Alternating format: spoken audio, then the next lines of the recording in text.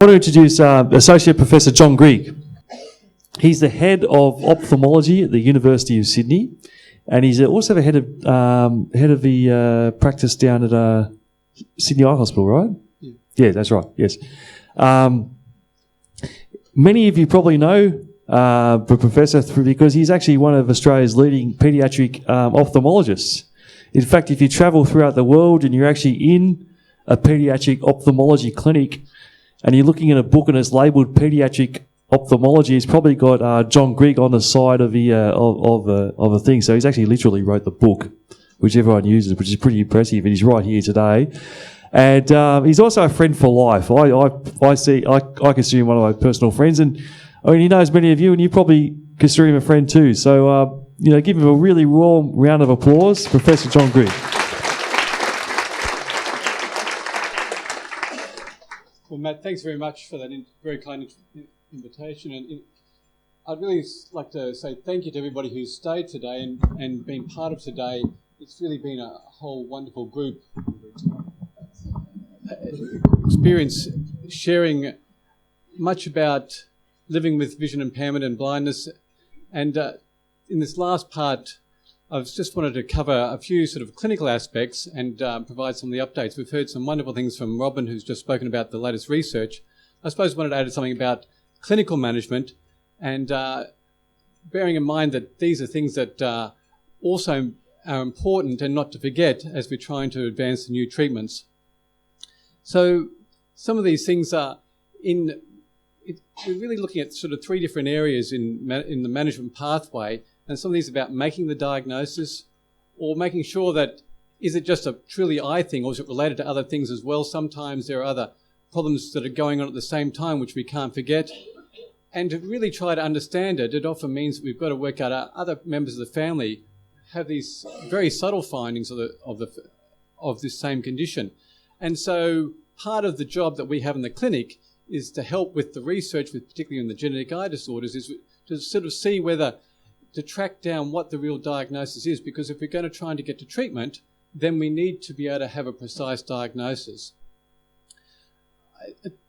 Robin presented some work there that's about to be published on identifying the genetic cause of cataracts. What she didn't say was that's actually the largest series of genetically identified children's cataracts that's going to be published. So, as Matt said, we are really leading that field, and Robin's leading that in trying to work out what the genetic causes for some of these diseases are. We're trying to do that with the retinal area as well. We've established a very extensive diagnostic system with electrophysiology, which is now probably leading with the London group as sort of one of the world's leading areas to try and work out what the diagnosis is so we can progress and advance our understanding of the genetic causes of retinal disease, which really then will help with trying to lead towards identifying specific treatments, which you heard Robin talk about, the stem cells and the new genome engineering treatments.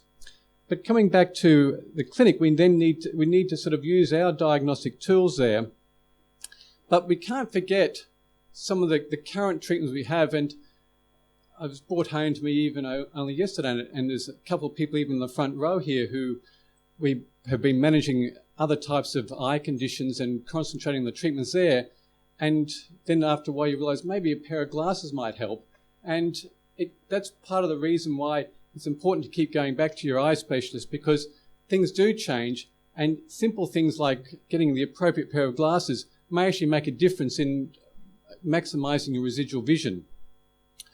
We've had quite a lot of advances in medical therapy and also surgical therapy, and these are helping in preserving vision. One of these is the visual aids, and the telescopic glasses or bioptic glasses is something that is now becoming more available, and their application is also being increased, and there are people now who are wearing these who actually can get driver's licenses, which is quite a change. And so this is and particularly if you've still got peripheral vision and you've just lost your central vision, then it may be possible to get these glasses fitted and to be able to drive. And that's one of the things I did want to touch on, because those who've got partial sight may still have enough vision to be able to drive. which may sound odd in a session like this, but the open standard is fairly strict, and the motoring RMS is certainly getting stricter. But there is this thing of a conditional license where you might get limited to driving in daytime hours or only for a small radius around home or work.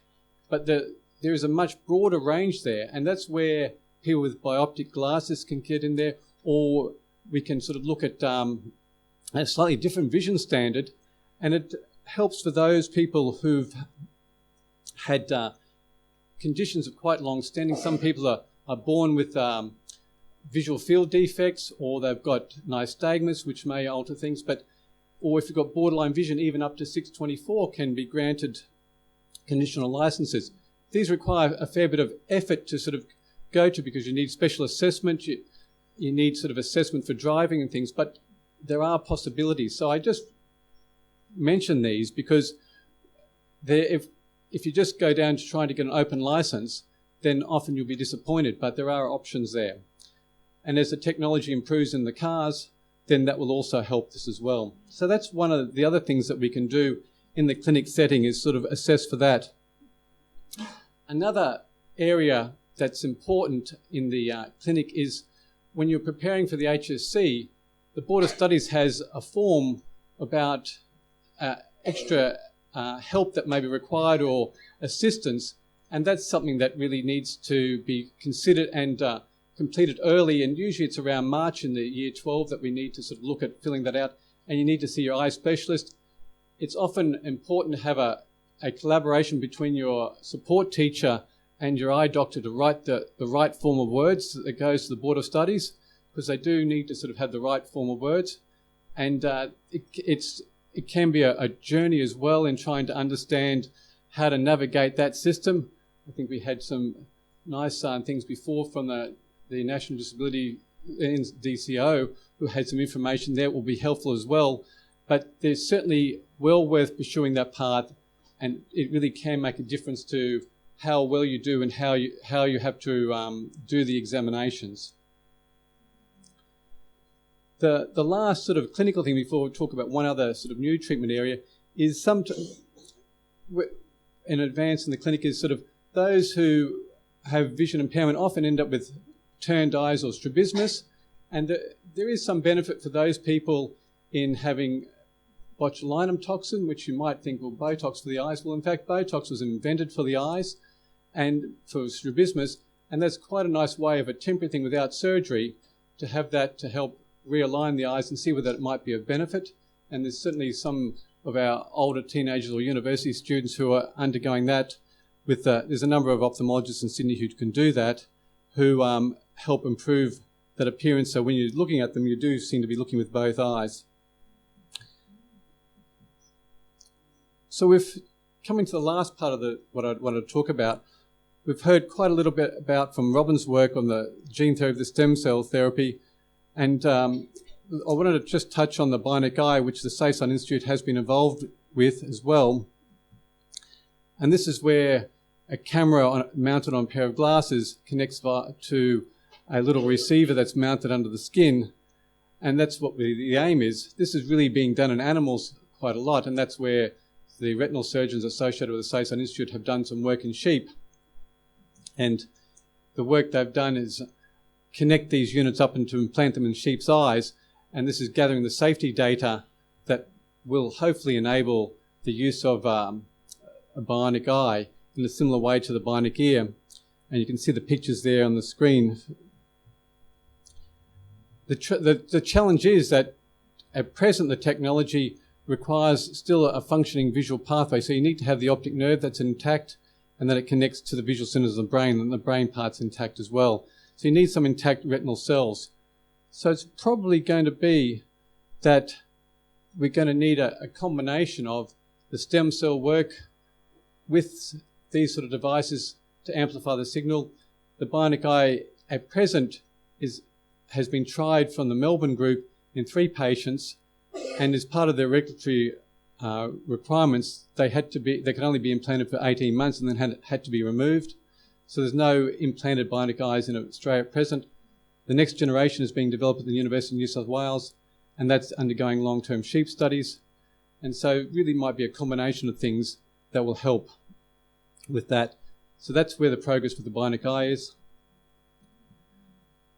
So just to remind you and to also to highlight the importance of the appropriate support services, and all of you in the room today have heard from those today. And since I am the last speaker today, but before we take questions, I'd just like to thank all those who've been involved in organising today, and particularly a special thanks to Renee O'Kane. If Renee would just stand up. I think this is...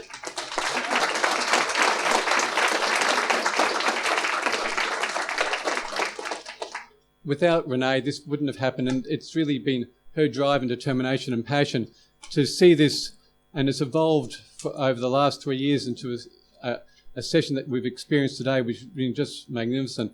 I'd also like to thank all the speakers who've been here today, as well as all the vision support agencies. So thank you everybody for attending.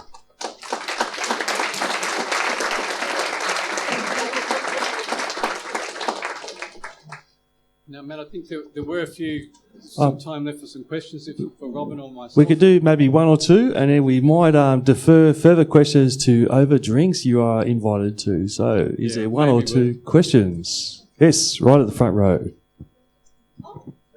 Actually, that's a second row, and I'm going crazy.